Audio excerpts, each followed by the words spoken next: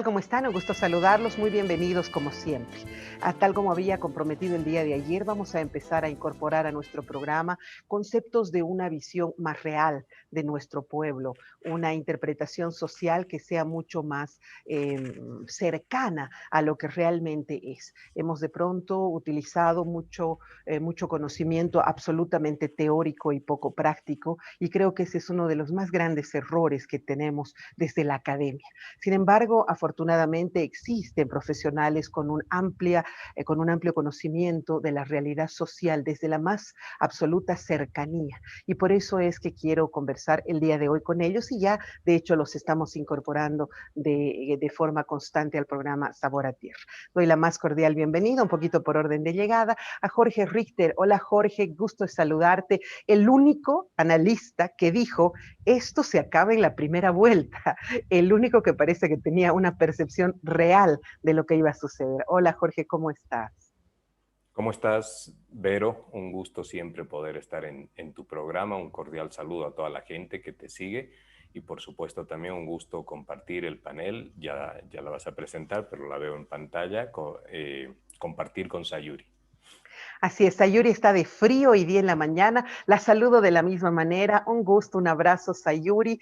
Yo sé que la zona de ahí del cementerio hace un frío intenso, así que me imagino que estás justamente disfrutando de ese friecito paseño que yo no lo dejo de extrañar cuando me voy a otros lados. Hola, Sayuri, historiadora, conocedora de estas temáticas, pero además una joven que más de una vez ha sido invitada para ser parte de la política, pero prefiere verla desde el análisis. Hola, Sasá. Vero, buen día. Jorge, buen día. Siempre es un placer para mí estar contigo, Vero, y ahora con Jorge también es una alegría. Espero que podamos compartir puntos de vista. Y pues sí, a mí me gusta mucho ver la política, pero desde la historia, ¿no? Nosotros estamos esperando, los historiadores estábamos esperando a ver si los 21 días del año pasado eran una coyuntura o eran una anécdota. Brodel, un teórico de la historia muy capo, dice que hay tres tipos de tiempos históricos. Eh, los largos, los medianos y los cortos, y que están determinados por ciertas cosas que son las llamadas coyunturas. Ahora, los periodistas usan coyuntura para todo. La coyuntura, les mostramos la coyuntura, y no es verdad, ¿no? La coyuntura es algo, es un punto de inflexión que cambia el rumbo de los tiempos históricos. ¿Cuáles son esos tres? Los cortos, los medianos y los largos. Este Entonces, sería nosotros ahorita estamos este es un largo, esto que se llama el proceso de cambio parece que es un largo, ¿no? Ok. Porque ahí se define, de acuerdo a las coyunturas, la coyuntura te dice si es un tiempo corto, uno mediano o uno largo. Si ahora hubiera habido un ganador que no fuera el MAS, habría sido una coyuntura los 21 días del año pasado. Como el ganador fue el MAS, no es una coyuntura, solo es una anécdota, un movimiento que ha ocurrido en medio del tiempo largo. Interesante. Nosotros en politología lo llamamos un clivage, ¿no es cierto? Un quiebre donde todo se reconstruye, digamos. Pero me gusta ese concepto de que esto no ha pasado de ser una anécdota. Eso me parece fascinante. Jorge, ¿cuál es tu percepción sobre este no clivage? O sea, sí pensábamos que iba a ser aquello, pero no lo fue. Bueno, en la mirada politológica, estos espacios los entendemos como ciclos políticos y los ciclos políticos tienen su propia dinámica de inicio y también de conclusión. El proceso, por ejemplo, en esta perspectiva, por supuesto, el proceso de cambio iniciado el año 2003, yo tomo esa referencia antes que la misma elección del 2005, y incluye todas las características propias de un ciclo político que en Bolivia tienen aproximadamente una duración más o menos 18 años. Esto es lo que son los tiempos en los que ha durado, por ejemplo, la democracia pactada, son los tiempos de los golpes de Estado y de los gobiernos militares, son los tiempos ahora también de este proceso de cambio. Porque el tiempo político también se va agotando en su misma lógica y en su mismo proceso. Aquello que surgió como algo interesante, que fue la democracia pactada para reasegurar gobernabilidad e institucionalidad democrática en el país, con el tiempo fue adquiriendo otras formas y un aprovechamiento por fuera de la institucionalidad y en beneficio de la partidocracia que terminó finalmente conduciéndolos a una crisis irreversible hasta el día de hoy. En esa perspectiva, lo que ocurre con el movimiento pitita del pasado año nosotros lo entendemos desde la ciencia política y por supuesto hay varias formas también de abordarlo, pero lo entendemos como una interrupción institucional y una afectación al proceso democrático y sus causas en las lógicas de lo que son las sustituciones circulares de élites en aquellos sectores que básicamente y de manera histórica también se van encadenando en la articulación con la administración del Estado, el ejercicio del poder y una determinada visión económica. Para nosotros ahí es importante lo que ha sucedido el pasado año en la mirada de que esto pudo haber significado un quiebre definitivo, que el domingo lo ha evitado, definitivo del sistema democrático. Mira qué fuerte tu concepto, porque además la presencia militar y policial le agrega pues un ingrediente que de pronto no tendría que haber sido incorporado y eso le da otra tónica y otro matiz a esta situación. Le da de hecho lo que se conoce hoy en día como las nuevas formas o como las formas del neogolpismo, que es una presencia no visiblemente participativa en el ejercicio del poder ejecutivo, pero sí indirecta, de disuasión persuasiva y además de incidencia determinante sobre el cambio del poder y después la mantención de esa estructura nueva, no democrática, que se hace con la administración misma del Estado y con los poderes del Estado. Eso está fortalecido o garantizado, sobre todo en los primeros momentos, por la presencia de estos factores de poder que son Fuerzas Armadas, policía. Totalmente. Sin embargo, me parece fascinante y por eso es que yo trato de que haya más de una de nuestras ciencias, ¿no? Yo estoy desde la psicología, tú estás desde la politología y Sayuri está desde la historia. Y es que en la historia difícilmente se van a detener mucho tiempo a hacer una larga explicación de un momento que fue apenas un año. Y me encanta el concepto de que esto no pasa de ser, Sayuri, una anécdota, o sea, un hecho que pasó. Ya nosotros los politólogos nos encargaremos de estudiarla, de ver sus consecuencias, pero ustedes el momento de relatarla, ¿no es cierto?, de hacer un relato, la tomarán solo como una anécdota. Profundízame eso, por favor. Sí, son hechos, ¿no?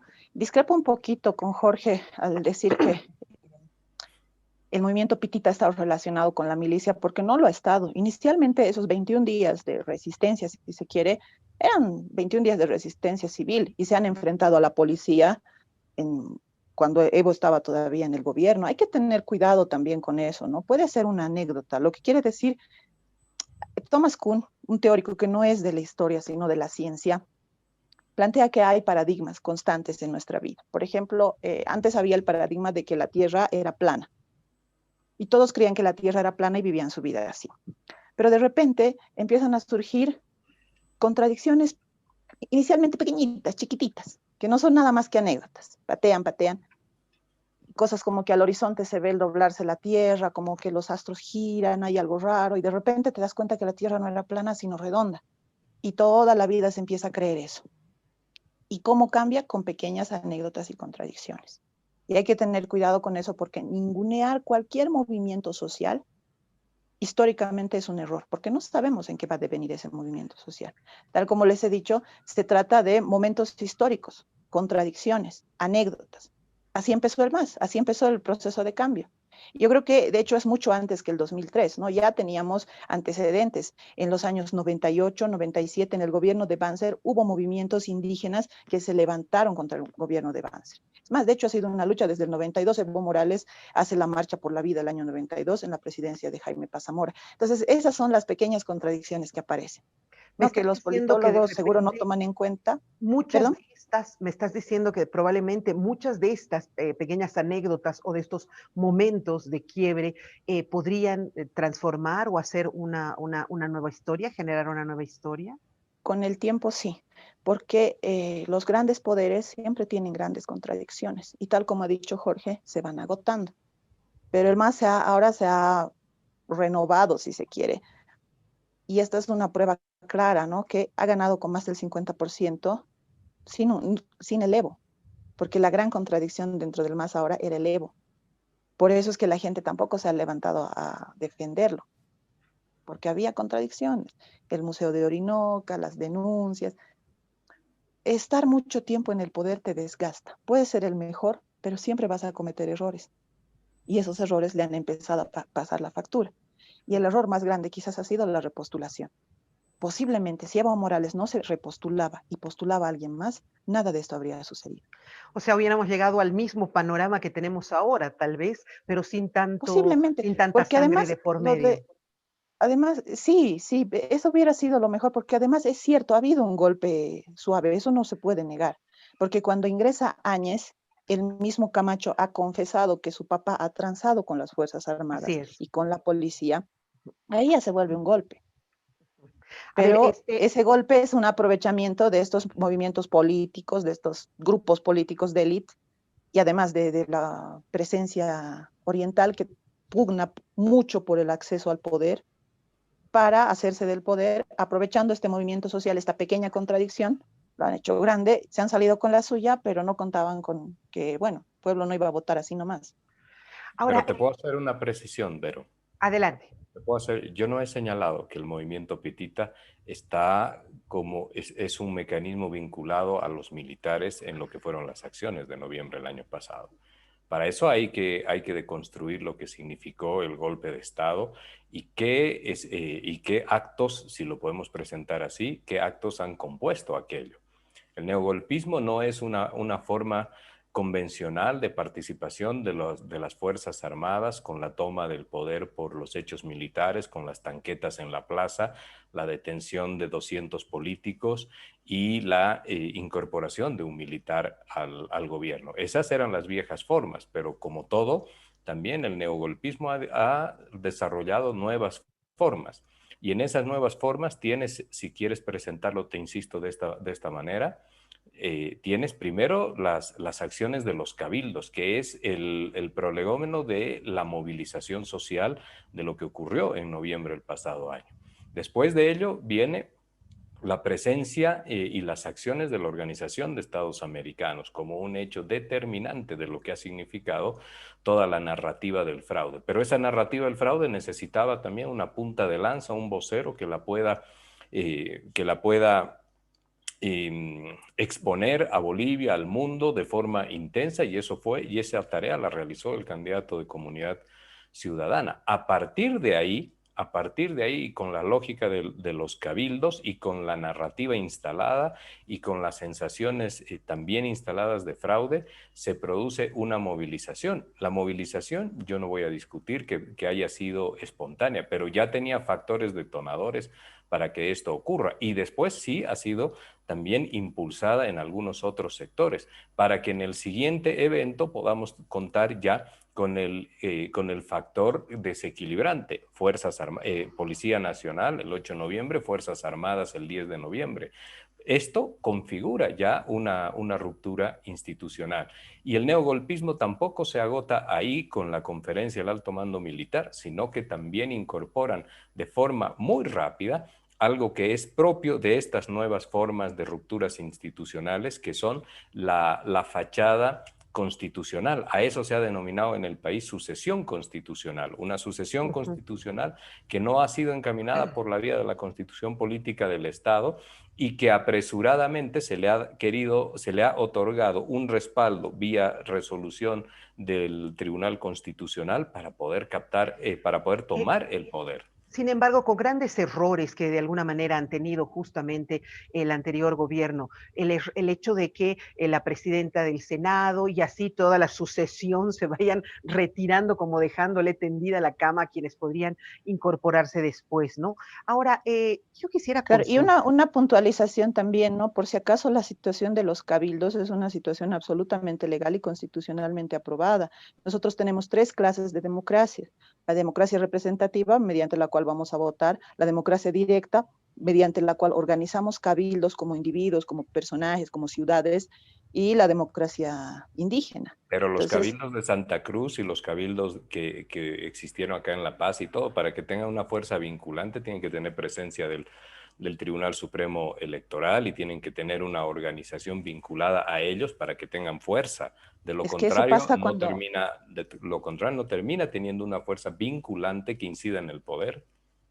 es que eso No, no, ocurre no, cuando no sé bien rompemos las reglas. a dónde lleva la discusión. No, no estoy entendiendo bien cuál es la Sobre discusión. sobre la legalidad de los cabildos. Es Entiendo, que pero ¿para qué? ¿Con qué objetivo estamos hablando de eso? Para poder respaldar los cabildos que se hicieron durante ese periodo, pero que no tuvieron me refiero a los cabildos de Santa Cruz y de La Paz, ¿a eso nos estamos refiriendo? ¿Que no tuvieron la fortaleza necesaria porque no tuvo presencia del Tribunal Supremo? claro, pero es que pasa esto, ¿no? Cuando ya hay una búsqueda de la reelección, ¿qué dice Evo? El pueblo quiere que me reelija, pero es ilegal, pero el pueblo quiere. Y lo mismo han usado los camachos. ¿Qué ha dicho el camacho? El pueblo y Dios quiere que... Entonces, eh, ese es el problema. Cuando tú rompes las reglas, la gente también las va a romper.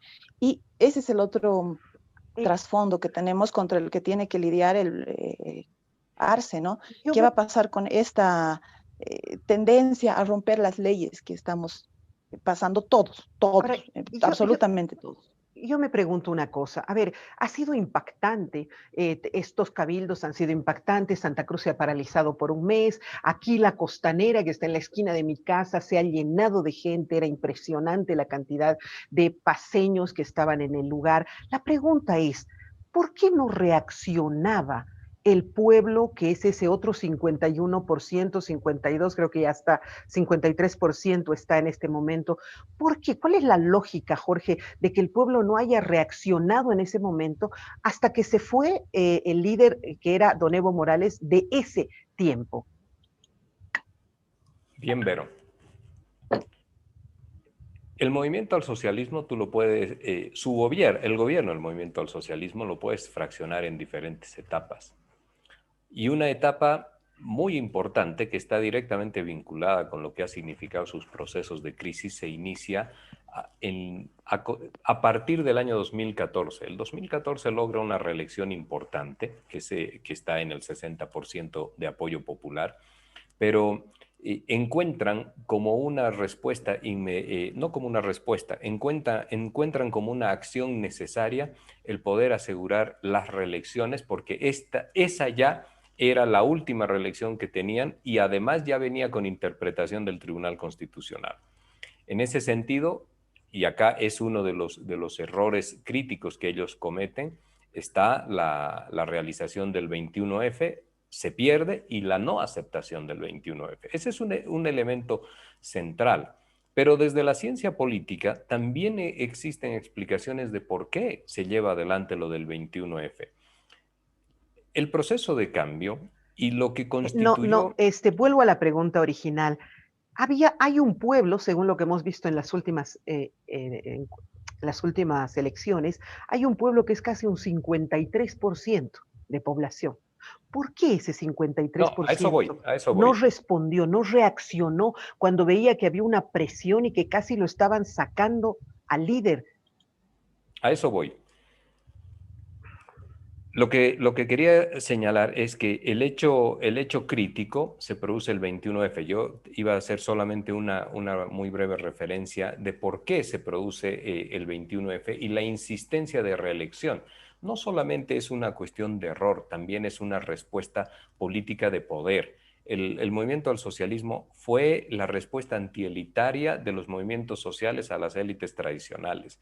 Y una vez que has tomado el poder, no es habitual que desde la perspectiva del ejercicio puro del poder político puedas devolver este poder a los sectores a quienes has combatido durante décadas. Entonces afianzas una intención de reelección. El error mayor está en que esa reelección sea sobre la misma persona. Ese sí es verdaderamente es algo crítico. Ahora bien, yendo a lo de noviembre, el pasado año, este hecho del 21F produce un desgaste profundo dentro del movimiento al socialismo, porque la perpetuidad en el poder genera no solamente una reacción con el líder, sino con todo un entorno muy grande que se ha burocratizado, que se ha arraigado o sedimentado ya en el poder y que no da muestras de alternancia. Y esto está postergando y está bloqueando la emergencia de otros liderazgos. Entonces empezó a existir una indiferencia de ciertos sectores, sobre todo corporativos dirigenciales, con la cúpula del movimiento al De socialismo. aquel momento. De aquel momento, por supuesto. Y esto hizo que las reacciones fueran muy, muy lentas. Y también en otra mirada, hubo una peyorización de lo que significaba la movilización popular. Y adicionalmente, otro factor fue que se pensó, ellos tenían la certeza de control absoluto y pleno sobre la policía y las Fuerzas Armadas. Bueno, pero desde el presidente fue la peyorización, ¿no es cierto? El De ahí pititas no es viene el nombre, casual, ¿no? ¿no es cierto? Son unas pititas y de ahí nace de pronto ese concepto. Me pregunto, Sayuri, tú tienes la Pero misma solo, perdón, Perdón, Vero, sí, dime, solamente dime. algo, muy, muy rápido. El movimiento no hubiese tenido éxito en su fin de lograr la renuncia del presidente, no hubiese tenido éxito si no contaba con la policía Claro que sí. amotinada y con las Fuerzas Armadas. Hubiese sido una larga manifestación, que es a lo que apuntaba el poder Así es, político, al desgastarla. cansancio, Ujú. pero lo que decanta de forma decisiva son estos factores de poder: Policía Nacional, Fuerzas Armadas. Así es. Sayuri, ¿tú interpretas de la misma manera el hecho de que el pueblo no haya salido en su momento a defender a su líder? ¿Estaban de pronto molestos con esa obligatoriedad de repostularse que hizo don Evo Morales? Los indígenas creen en un principio que ha sobrevivido inclusive a la colonia y es el principio del muyu. Yo vivo en un ¿Qué barrio quiere de decir? ladera a 10 minutos del Alto. El muyu muyu significa dar vueltas, voltear, es la alternancia, lo que se conoce como alternancia, ¿no? Estoy yo, como pasa con las autoridades originarias, salgo, entra el otro. Todos los ciudadanos, todos los comunarios van a ser autoridad en algún momento. Y funges como autoridad un año, luego lo dejas, le das a otro y otro. Nunca puede ser, no te puedes quedar. Entonces, ese es un principio contrario a lo indígena. Y eso ha molestado mucho a la gente. Yo vivo en un barrio de ladera, a 10 minutos del Alto, y la gente estaba molesta con eso. Y además, lo que dice Jorge, no, yo estoy de acuerdo con eso. Se ha creado un círculo que tampoco eran gente indígena, ¿no? De caras. Eh, Romero, Quintana, Linera, Canelas. No voy a decir que sean malos o buenos, pero cuando un partido político dice que es representante de los pueblos indígenas y no tienes un indígena ahí, eh, molesta, pues igual con las mujeres de pollera, ¿no? Había una ministra en toda la gestión de Evo Morales desde el 2005 hasta el año pasado, hubo solo una ministra de pollera. Entonces uno se da cuenta que quienes estaban haciendo del poder eran nomás estos grupos, no sé cómo decirles, la izquierda blanca, la izquierda cara, qué sé yo, pero ya no había la representación sindical, la Exacto. representación indígena que había y pues desde luego estaban molestos. Y lo otro también que creo que ha sido importante era que justo era el momento de Todos Santos, ¿no? Ahorita fíjense, igual nadie está saliendo a hacer nada y demás porque ya nos estamos preparando. Quizás Todos Santos es la fiesta más importante del mundo indígena. No hay fiesta más importante en, en términos de solemnidad y todo. Entonces, la verdad tampoco creo que nadie creía que iba a caer. No estábamos seguros, no había la certeza, como él mismo decía, ¿no? Eso, estoy de acuerdo también con lo que dice Jorge, menospreciar, y por eso digo, ¿no? Cuidado que lo veamos, o sea, el que digamos que es solo una anécdota, no quiere decir que no vaya a volver, no quiere decir que no pueda pasar próximamente, porque cuando ya le encuentran el vicio, ya le encuentran la forma de agarrar y de amarrar, lo intentan de nuevo, así que, y hay que tener cuidado, porque las Fuerzas Armadas siempre han sido mucho de tomar el poder por la fuerza, de una manera o de la otra. Y ahora que ya han participado, ahorita están participando en el poder activamente. ¿Qué va a pasar cuando venga el gobierno de Arce? Y Arce va a tener que lidiar con eso también, con unas fuerzas armadas a las que se va a tener que ganar nuevamente. Sin duda. Permítanme, por favor, hacer una pausa, porque la próxima media hora me interesa mucho hablar de un concepto que a mí me parece nuevo, por lo menos no creo haberlo estudiado en ninguna de la formación que tuve. Y es un concepto que nació de la palabra de Roberto de la Cruz. Me dijo, este es un voto identidad. Yo voto por quien a mí, que por mí tiene el color de la piel. Yo voto por quien es igual a mí. No me importa si es bueno o es malo, no me importa si ha hecho una cosa o ha hecho la otra, pero voto porque se parece a mí, porque no me siento igual a los otros. Quiero hablar de eso la próxima media hora, vamos a tratar de interpretarlo y también del hecho de que si es que el MAS se ha convertido ya en una institución política que ya trasciende los liderazgos y que puede evitar el caudillismo. Esto sucedió creo solamente con el MNR, que sí se sostenía en el tiempo, aunque luego, bueno, fue una mala experiencia. Pero permítame hacer una pausa porque a la vuelta hablaremos de estas dos temáticas que creo son fundamentales para analizar. Espérenos, por favor. Hoy, las señales de nuestro satélite llegan a cada metro cuadrado del país, conquistando selvas y montañas, acortando tiempo y distancias, integrando a hombres y mujeres del campo con el mundo entero. Con tecnología espacial de punta, nuestras comunicaciones por satélite se producen en nuestro país. Ahora, pensamos en grande y hacemos realidad nuestros sueños. Internet y televisión satelital donde tú quieras. A simple vista, parece una casa normal, pero en realidad es un laboratorio, un centro de alto rendimiento, una academia de gastronomía, una pyme y una gran corporación. Y es que esta casa tiene fibra de Access, como cada vez más hogares con la nueva cobertura de Access, que disfrutan la calidad de nuestra fibra óptica día a día, porque no hay mejor lugar que el hogar. Hogar Fibra Hogar. Cámbiate a Access. Esta empresa está regulada y fiscalizada por la ATT. Segunda media hora del programa, estoy conversando, como había comprometido desde el día de ayer, con personas que tienen una clara percepción de la realidad social, que interpretan nuestro pueblo como realmente es y no como lo dicen los libros únicamente. Estoy en compañía de dos amigos, ella es Sayuri Loza, la hija de Remedios, historiadora, Sasá le digo de cariño, y Jorge Richter, politólogo, que me quedé impactada, Jorge, con una de tus charlas, que la hiciste unas horas antes solamente de la votación y que habían casi 3,000 personas que te seguían por Facebook y que realmente yo creo que si esto fuera televisión, tú hubieras roto y explotado los ratings televisivos. ¿Por qué? ¿Por qué sucedió eso? ¿Qué necesitaba escuchar la gente? ¿Qué le dijiste en aquel momento que era fundamental para escuchar? El día sábado en la mañana, Vero, yo escuchaba a través de las distintas plataformas circular demasiado odio, imposturas, mentiras, intención de construir algunas verdades, todo ello con la finalidad de modular o de inducir a que el voto, por encima del silencio electoral y de las prohibiciones, a modular el voto en una determinada dirección.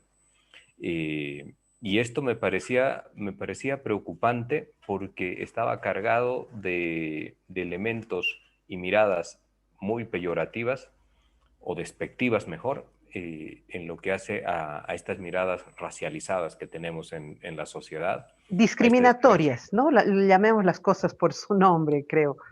Discriminatorias y a estas consideraciones también de que determinados sectores o grupos sociales del país no pueden ser considerados, entre comillas, varias comillas, como aptos para poder gobernarse, y fundamentalmente porque los intentan de manera cíclica y permanente, los intentan colocar en una periferia de la acción política, de la vida social también, y que deben vivir resignados ante las decisiones que toma el grupo privilegiado de clases dominantes, ¿no? Y esto estaba otra vez presente el día sábado.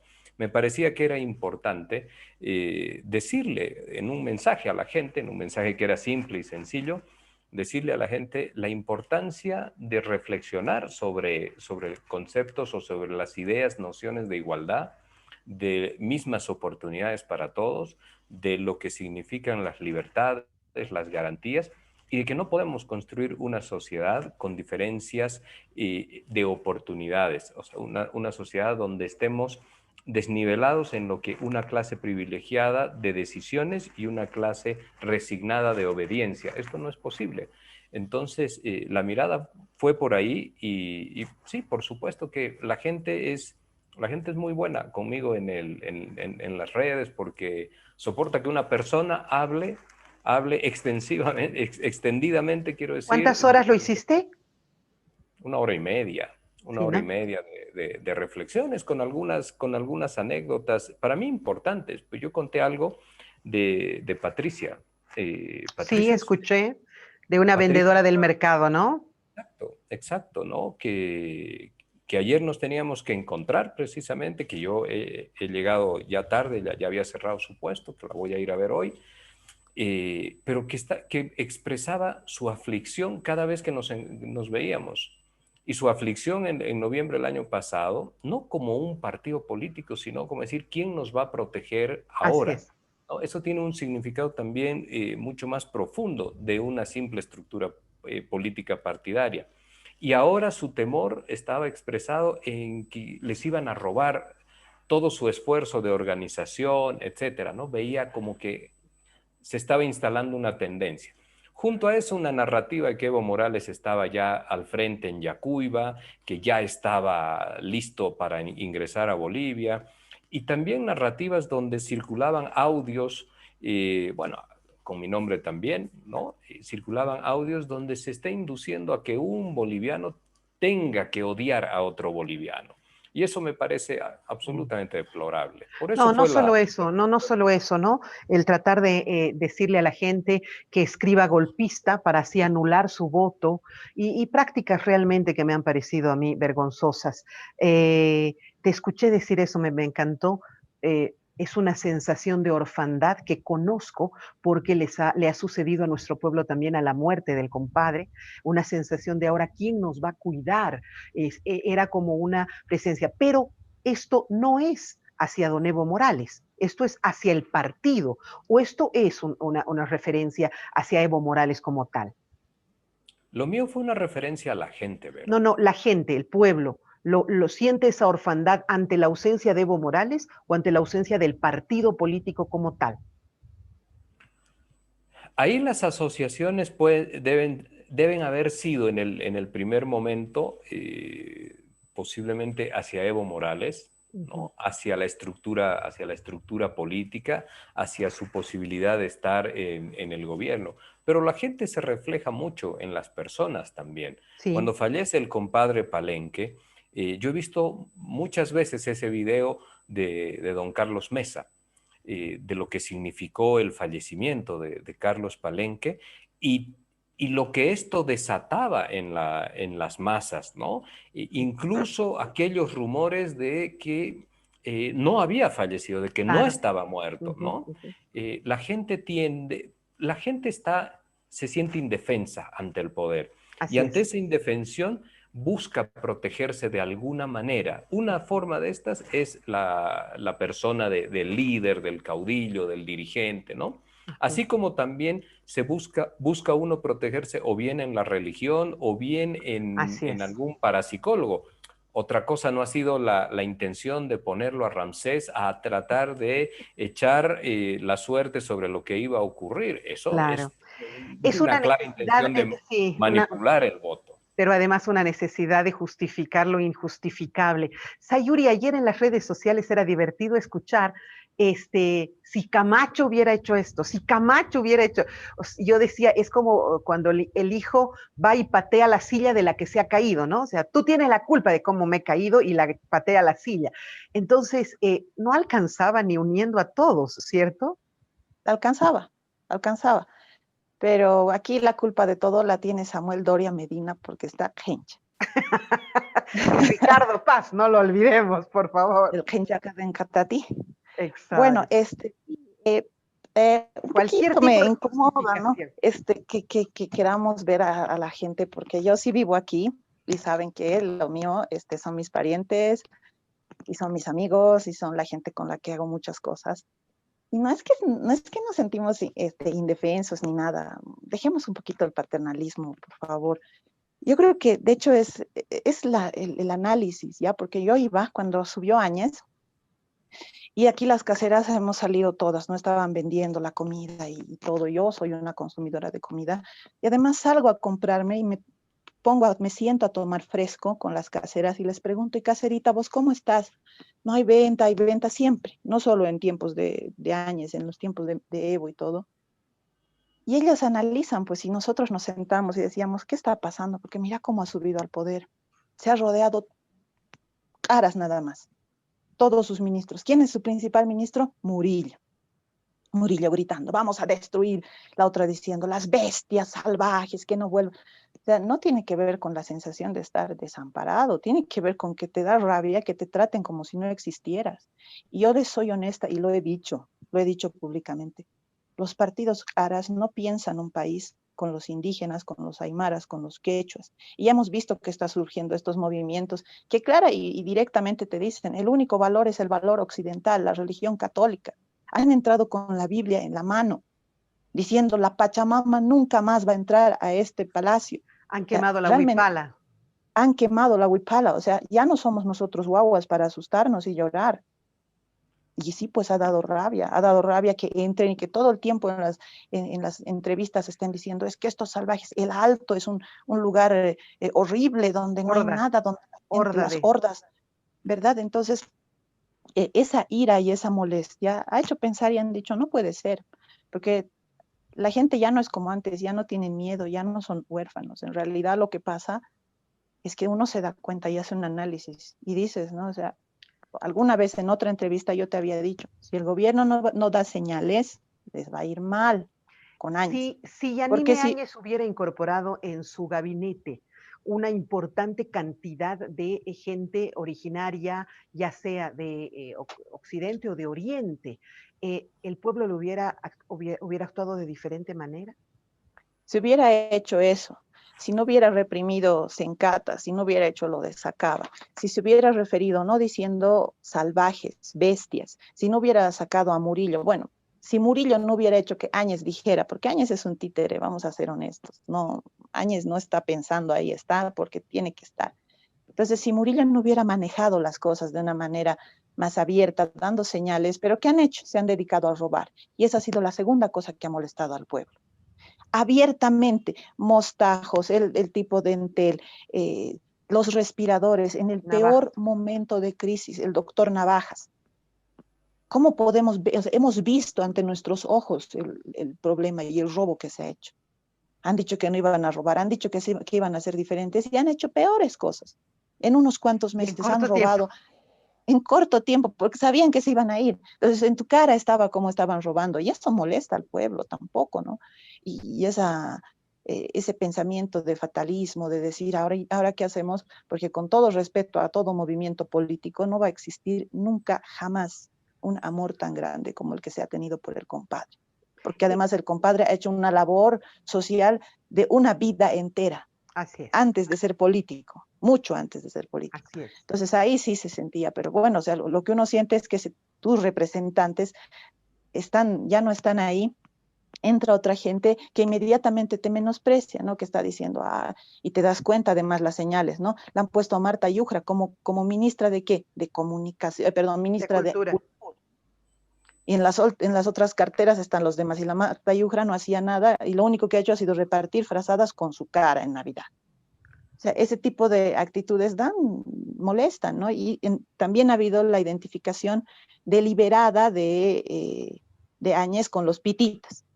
Y de ahí que ahora ser pitita es una vergüenza. Lo que no debería ser, yo siempre digo, si queremos ser una sociedad de iguales, inclusive que la gente se quiera refugiar en el Ramsés, hay que respetarlo, porque no es una manipulación. Yo tengo redes sociales, tengo mis amigos que son fanáticos del K-pop, del anime, que son chicos jóvenes, no son políticos. y jugamos y ponen, ¿no? Ramsés. Entonces, hay que tener cuidado con eso. Si nosotros queremos llegar a una cultura de paz, que es lo que más nos conviene, porque si nos seguimos agarrando del chongo, tenemos que buscar el entendernos, el Qué bonito entender concepto. que Todo. Y quizás, respetar absolutamente todas claro, por yo mucho que nos respeto, es que parezcan irracionales. claro, puede De ser, por eso acuerdo. es igual de negativo el decir que es manipular el aferrarse a Ramsés. Creerán pues en el Ramsés, ¿qué importa? O sea, es su forma de ver, no nos hace daño a nosotros. Nosotros creemos en mirar coca, bárbaro, porque Ujú. además es ahora hora de armar el país. Si no lo hacemos ahora, cuidado que Santa Cruz esté queriendo independizar, cuidado que aquí quieran formar el collar suyo, tengamos una guerra civil en medio de la crisis económica y pues ahí estamos todos mal, ¿no? Ok, yo te pregunto, por favor, Jorge, en este momento, ¿existe la posibilidad de que el movimiento al socialismo se constituya en una verdadera institución política y no sea un partido momentáneo y caudillista como han sido la mayoría de nuestros partidos, ahora que vemos que tiene una votación más allá de don Evo Morales? Sí, Vero, hay un proceso que es interesante en la evolución del movimiento al socialismo. El surgimiento, el surgimiento ha sido profundamente caudillista, ¿no? Desde los inicios de Evo Morales como parlamentario. Y en Bolivia, además, está muy asociada la idea de que los partidos políticos, que son caudillistas, sin lugar a dudas, que los partidos políticos se extinguen también en torno a la desaparición del caudillo. Pero Evo Morales no es que haya creado él solo y para sí un partido político. Sin embargo, su presencia ha sido muy fuerte. Ahora, esta evolución deja las primeras sensaciones, no podemos todavía confirmar que ello ocurra, las primeras sensaciones de que se estaría generando en Bolivia una especie de peronización del movimiento popular. Y esa peronización significa que trasciende la figura del caudillo, pero que se estructura en una transversalización de las diferentes organizaciones sociales, del corporativismo popular y social del país, como una articulación, decía, para ejercer el poder político, para la acción electoral. Y esto por encima de los mismos caudillos.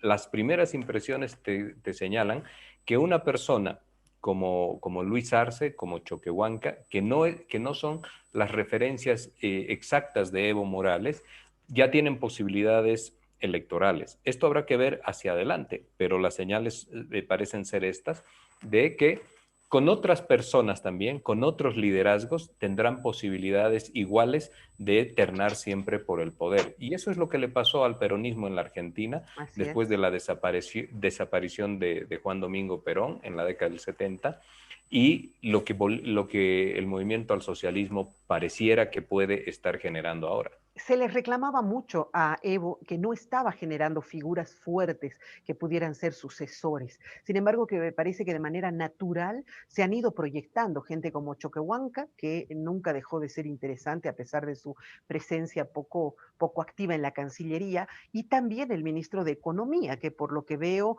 la gente ha apreciado más de lo que nos imaginábamos la estabilidad económica.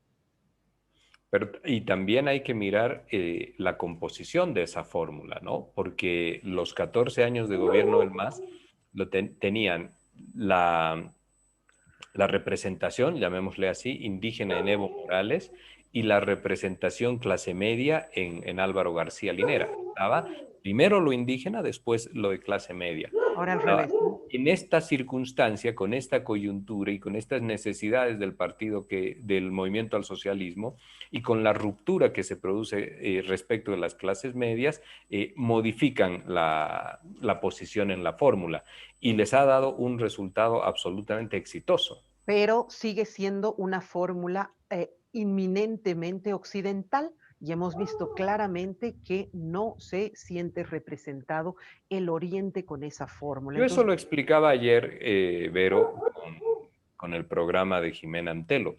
En realidad no es que necesariamente se tiene que representar en la fórmula uno del Oriente, uno del Occidente. Y necesariamente tampoco, también podría ser una fórmula de dos mujeres. Lo importante son otros elementos, es conocer a detalle qué es lo que induce al voto en una persona, qué moviliza y por dónde caminan aquellos efectos que determinan la elección final del voto en función de una candidatura. Y para esto primero hay que conocer cuáles son las expectativas, las necesidades, las urgencias de una sociedad, y esto hay que investigarlo. No solamente se reduce a poder conversar o a poder escuchar lo que me dice el señor del minibús, la señora de la tienda, etcétera, o mi grupo de amigos con los que juego fútbol. No, se necesita realizar investigación para conocer exactamente qué es lo que está transitando en el sustrato más sensible de la sociedad.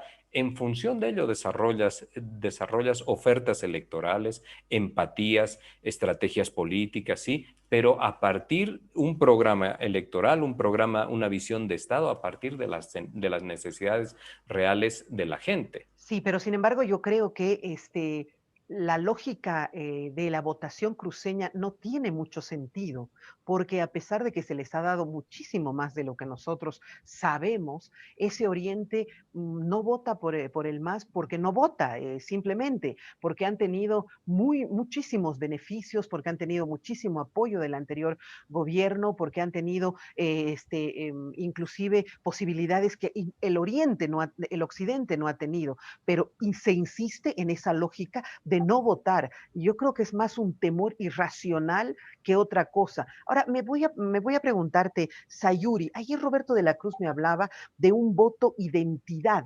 Me decía, he votado, identidad étnica, he votado por quien es igual que yo. Y como decía mi abuela, decía él, no importa si es una papa podrida, pero es una papa agusanada, pero es una papa igualita que yo. ¿Hay ese voto identidad?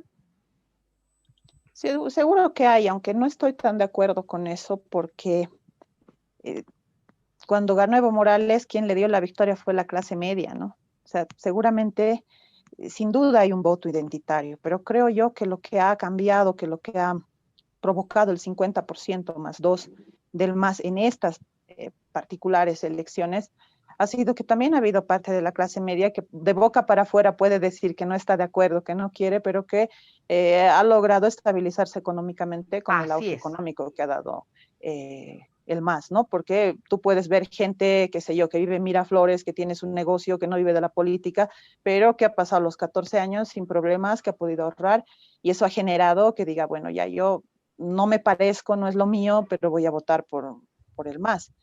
Y entonces, creo que lo definitorio siempre es eso, siempre es ese voto que vota por otras cuestiones, porque el voto identitario está ahí, siempre lo ha tenido, lo que llamaban la franja dura del MAS, ¿no? Que discutían las encuestas entre si era el 30 o el 40%, pero lo que finalmente ha definido es ese otro restante que ha decidido votar por el MAS por otras circunstancias, que son además de otras regiones, ¿no? Porque no olvidemos, hay una tendencia muy fuerte de la que se han quejado indígenas. Yo estoy en varios foros indígenas y decían, nosotros los indígenas orientales, decían, nosotros hemos pasado de la dictadura del caray, ellos le habían sabido decir caray a los caras, a los que nosotros les decimos los caras, a la dictadura de los dirigentes, al referirse a los conflictos que había con los dirigentes cocaleros, claro, y los, ¿cómo se llaman? Los multiculturales, ellos. Entonces, hay una tendencia a ser aymarocentrista en torno al MAS, la Pachamama, toda esa visión, ¿no? La chacana, y seguramente no todos los indígenas decían se parece a mí, así que voy a votar por él. Seguramente ha habido 2 que 3 disidentes, pero define esto, ¿no? Define el hecho de que uno pueda verse identificado. Ay, miren, yo he venido no me he dado cuenta, estoy con mi camisa del MAS, que uno se puede haber identificado con un partido político, no necesariamente por la adscripción étnica, sino porque se da cuenta que no hay otra opción. Es un poco triste, de hecho, porque Comunidad Ciudadana se la hizo muy, muy cómoda el Mesa. No quería salir a hablar, no quería darse baño de pueblo, que yo había advertido también. Y cuando tú no sales a juntarte con la gente, pues difícilmente vas a ganar el voto, lo ha dicho Jorge, ¿no? Tienes que ir, sentarte, preguntar, hablar, ver, hacer análisis. Si no lo han hecho, han confiado. Tampoco había un proyecto político, ¿no? Mesa todo el tiempo decía, existen 3 problemas, esos 3 problemas tienen 3 soluciones, y hablaba. Y no es pues así, ya no funciona de esa manera. Y bueno, Camacho que ha jalado, creo yo, Camacho ha sido un personaje vital y trascendental y nos muestra también cómo está funcionando la política de hoy en día, ¿no? Es una política que puede mostrarte, Oscar Wilde decía, este es el mes de Oscar Wilde, mientras más revolucionarios son los discursos, más conservadoras son las ideas. Cuando Camacho lanzaba sus discursos, hablaba de la religión, hablaba de la democracia, todo lo contrario a lo que había sido el MAS, pero va a tener ahora que negociar con el MAS cuando esté en el Parlamento y en la Asamblea. Y eso va a ser interesante, cómo van a coexistir estas dos fuerzas. ¿Será que ambas van a colisionar y van a hacerse la vida imposible? ¿O será que van a pactar? Porque ahora el MAS sí le va a tener la necesidad de pactar, va a tener la necesidad de negociar. Y eso es algo nuevo para el MAS, lo cual es muy bueno y saludable. Yo siempre creo que tiene que haber un equilibrio. Un equilibrio, siempre. Porque además los bolivianos somos así. Si tú le das poder, y eso pasa hasta en las relaciones de amor, le das todo y luego se quiere quedar con más. Pero lo dice Molotov, si le das más poder al poder, más duro te van a venir. Jorge, siempre hay equilibrio. Sí, y yo me pregunto, Jorge, ¿ha habido también un voto en busca de paz? Porque en muchas de las especulaciones o de los análisis, diálogos que se hacían en redes sociales, decían, mucha gente ha votado para poder vivir tranquila, para poder ya no tener conflictos, enfrentamientos, dinamitazos en las carreteras y todo aquello, y de pronto vivir en esos 14 años de cierta serenidad que se ha vivido. Existen varios componentes que tiene un voto, Vero. No se construye únicamente de identidades, aunque el factor identitario ha sido absolutamente determinante en esta elección. Sin lugar a dudas, esto en referencia a lo que Sayuri decía, sin lugar a dudas que la clase media ha decantado siempre el voto cuando éste trasciende el 50%. Pero hay una base sobre la que suma el voto de la clase media, y ese es el voto fidelizado que se encausa sobre el movimiento al socialismo. Un voto fidelizado todavía es como una categoría mayor sobre el voto duro. Ya ha pasado todos los tamices, los filtros de las crisis y sigue votando por la misma estructura política partidaria. Un voto cautivo, ese voto, ¿no? Es un voto cautivo. Fidelizado significa esto, que no se va a mover así ocurra la mayor crisis política, ¿no? Por eso también el conjunto de las campañas mediáticas que se han generado este año en contra de los dirigentes del MAS, de su principal dirigente, del movimiento social, de la base social, etcétera, no han hecho efecto porque tiene estas características.